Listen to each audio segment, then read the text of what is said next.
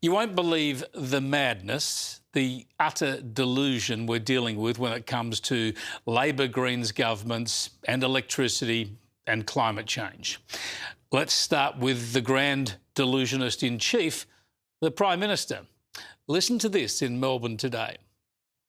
Building new renewable generation and storage backed by affordable Australian gas is vital to bring down bills here and now.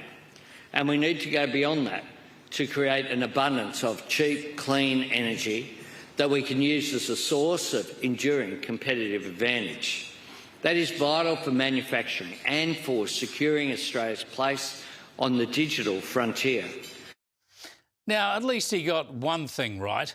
We need cheap and abundant energy in order to have a manufacturing economy and grow our new digital and AI industries.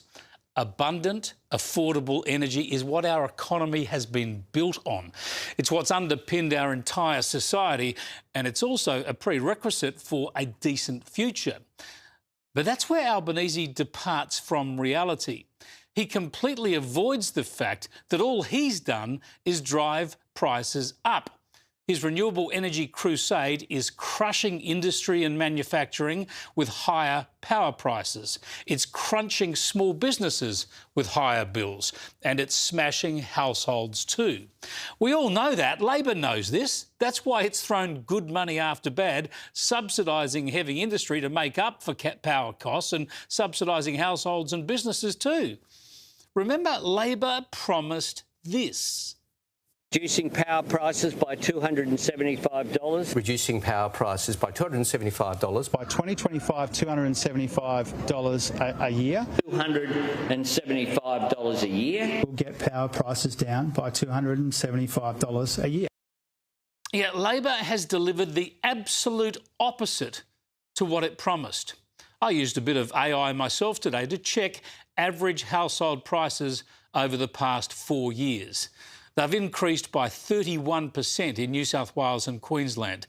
That's an increase in cash dollars of more than $500 a year, and that's $750 a year more than Labor promised. Labor's power price promise has been broken threefold. New South Wales is now caught up with South Australia as the states with the most expensive electricity.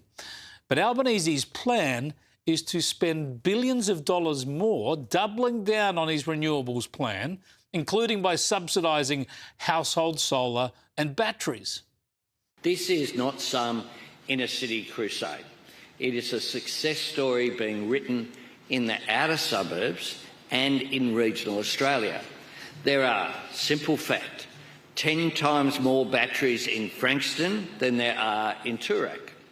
Australians are making the practical choice and they're backing the proven technology. Labor, the Greens and the Teals and their media barrackers never seem to pick up on the obvious flaw of their cheap renewable energy argument. They boast about how much renewable energy there is and how much money they're spending on it, and they say it'll make power cheaper. Yet the more they roll out, the more expensive it becomes. They're in denial of the physics, of the engineering, the economics and the reality. But the New South Wales Climate and Energy Minister, though, she's given the game away, reluctantly, under questioning yesterday, when her boast about cheaper wholesale prices was called out. If the wholesale price is halved, why are people paying 20% more on their energy bills?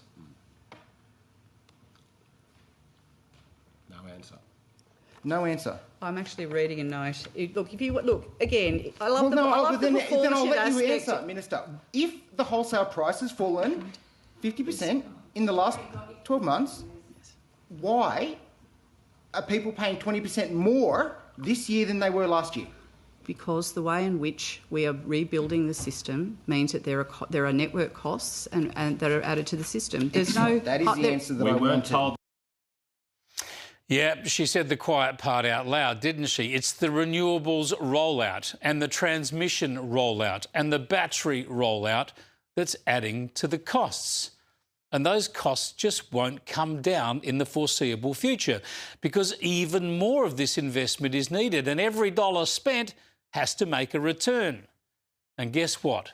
It all still needs firming. That is, backing up with either coal or gas or hydro. So why would people do this? Why would they do this to our energy grid, to our economy, to our people? Well, one reason is to placate the climate activists, the sorts of people who heckled the Prime Minister today. Hospital. I visited small businesses in Bayswater, even held an impromptu community meeting in the city to visit, rightly famous for its major events, your drought, bushfires and floods. Yeah, politicians of the socialist left, like Albo, are duty-bound to try to keep the climate lunatics happy. And then there's even more delusion, sadly. These people, Labor, Greens and Teals, well, they seem to actually think that they can save the planet. I'm concerned about all of them. Okay. Are we taking enough action on climate change? Are we leaving the planet in a better state than it is? How long am I going to be the minister here in this government that's serious about taking that, and what actions can we undertake? That's what I do every day. Really? But fiddling with our emissions or even eliminating all of Australia's 1% and shrinking share of global emissions can't possibly change the global climate, especially when global emissions continue to rise. That's just the fact of the matter, the scientific fact.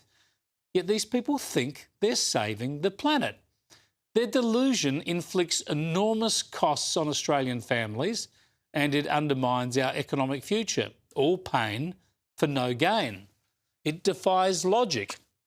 But listen here, and you'll find they do it at least in part to appease their climate activist kids.